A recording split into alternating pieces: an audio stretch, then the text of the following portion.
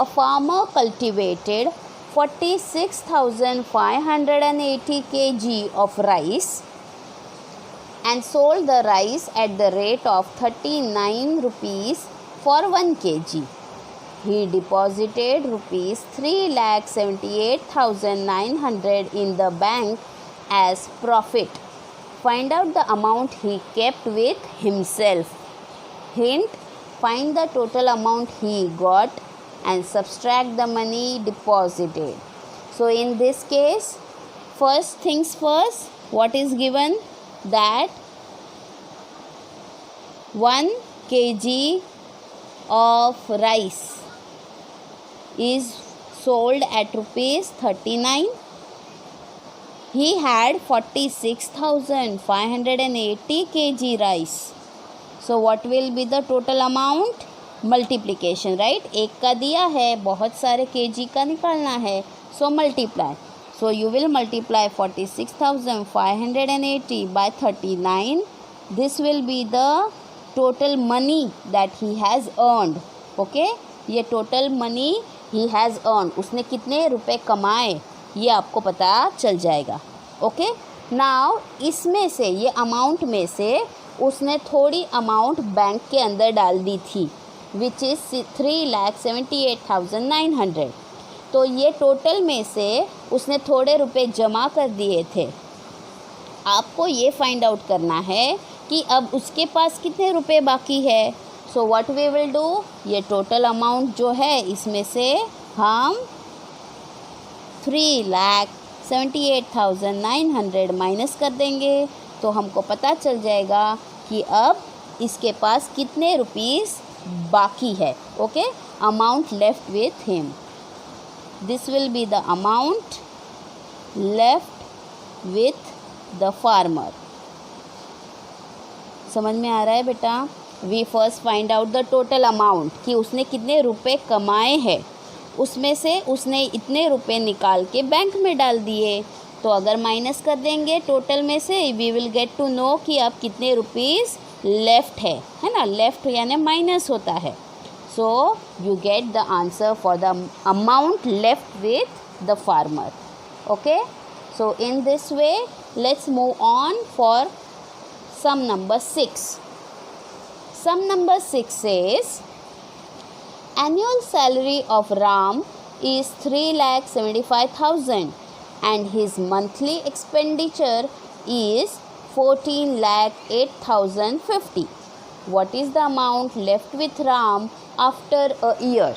Now you will say यहाँ पे left दिया है, but first you have to read properly and understand. Annual salary, annual salary का मतलब होता है पूरे साल की सैलरी.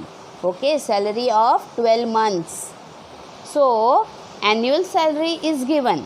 पूरे साल में Ram is earning 3,75,000 rupees. Now his monthly यानी एक महीने का, expenditure means उसका खर्चा. Okay, what he spends. So monthly he is spending rupees 14,850. तो अगर वो साल में इतना कमा रहा है और खर्चा मंथली का दिया है, तो first we have to find out the amount which he is spending monthly, है ना. जैसे पूरे साल की सैलरी दी है, वैसे ही पूरे साल का खर्चा पहले निकालना होगा. Then we can subtract and से कि इतने पैसे बाकी है. Okay, so the total amount is 3,75,000 and the monthly expense is given. So for monthly expense, first we have to find out the annual expense. Okay, so first we will write amount of money spent in 1 month or amount of expenditure in 1 month is equals to rupees 14,850. ये एक महीने का खर्चा है. Now we want to find out annual expenditure, annual money spent, annual money spent. Okay, what he is spending annually. So annually the money spent is equals to 14,850 and multiply by 12 because there are 12 months in a year, है ना. Annual यानी एक year में 12 महीने होते हैं, इसलिए जब एक महीने का दिया है हम पहले 12 महीने का निकालेंगे. For that we multiply. एक मंथ का पता है, 12 मंथ्स के लिए निकालना है. So you first multiply and get the amount which he is spending in 1 year. अब हमारे पास उसकी सैलरी है पूरे साल की, isn't it? So from that we will subtract the answer. 3,75,000 is the salary. We will get the answer from here. ये जो answer आपको मिलेगा वो इसमें से माइनस करेंगे तो हमें पता चल जाएगा कि उसके पास अब कितने रुपीस बचे हैं. So this will give you the answer for money left with Ram. Ram के पास अब कितने रुपीस बचे हैं ये आपको पता चल जाएगा. Total amount is this. Monthly spent जो हुआ है वो पहले फाइंड आउट करेंगे, फिर monthly is given. Annually spent जो हुआ वो पहले फाइंड आउट करना है और फिर वो इसमें से माइनस करेंगे.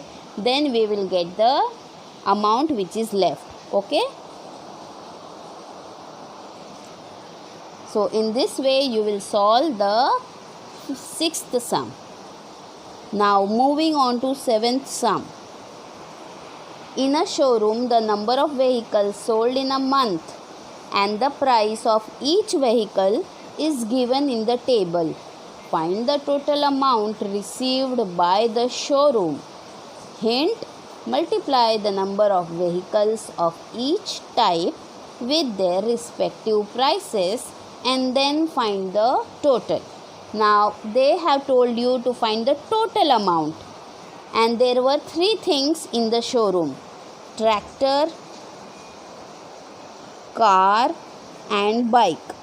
So first we have to find out the total amount that is earned for selling of tractor, from car, from bike. इनको बेचने पर कितना कितना रुपीस इनको मिला है कंपनी को, that we first find out individually और फिर एंड में तीनों को ऐड कर देंगे तो we will get the amount which is earned in total. पूरा ये तीनों को बेच के जो अमाउंट मिलेगा that we will find out later on. So first for tractor. एक ट्रैक्टर की प्राइस है 3,45,870. ऐसे 12 ट्रैक्टर है तो multiply and get the answer. Then car is for rupees 8,36,100. ऐसी 38 कार बेची है. So you multiply and get the answer. Then 1,75,560 rupees की एक बाइक है, ऐसी 75 बाइक्स बेची है. So you multiply each and get the answer. Okay.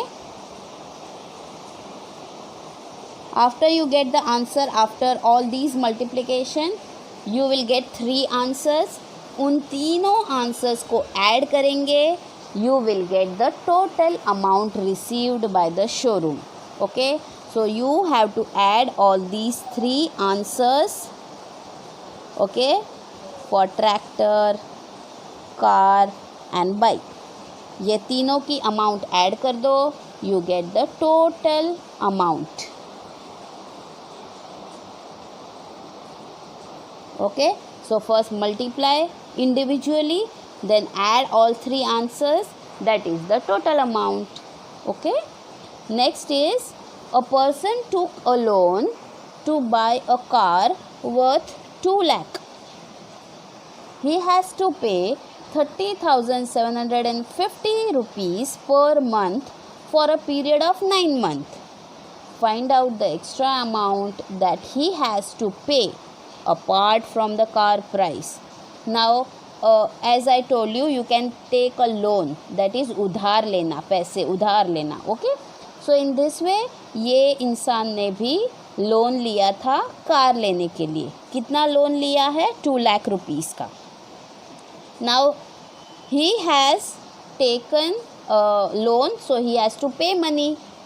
हर एक महीने में हमको वो लोन वापस करने के लिए, वो पैसे वापस करने के लिए मंथली हमें कुछ पैसे वापस देने पड़ते हैं कंपनी को या बैंक को। ओके, तो इस तरह से he has given 30,750 rupees per month in 1 month.